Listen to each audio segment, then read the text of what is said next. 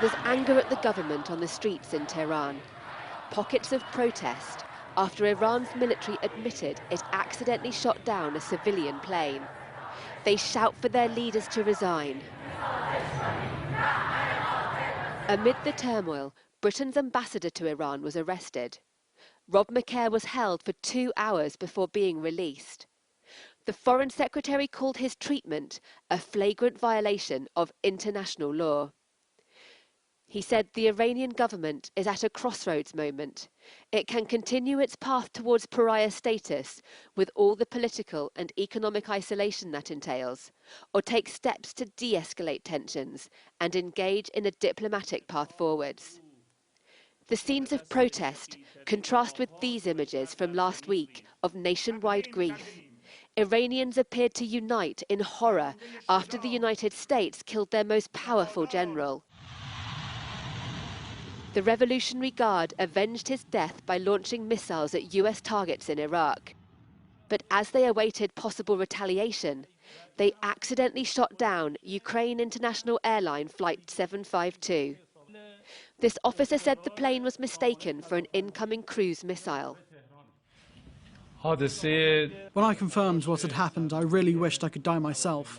I said I wished I could die to not witness such an event. For a lifetime, we've made ourselves ready to die for the people. Today, we're trading our reputation with Almighty God.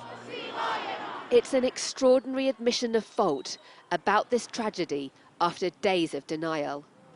Slim comfort for the family and friends of Iran's dead.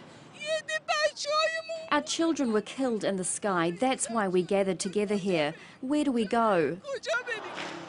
President Trump wants more of them to take to the streets. Tweeting in English and Farsi, he wrote, "To the brave, long-suffering people of Iran, I've stood with you since the beginning of my presidency, and my administration will continue to stand with you. We're watching your protests closely and are inspired by your courage."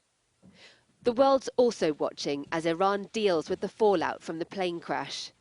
In Canada, which lost 57 of its citizens, there's anger. Shooting down a civilian aircraft is horrific. Iran must take full responsibility.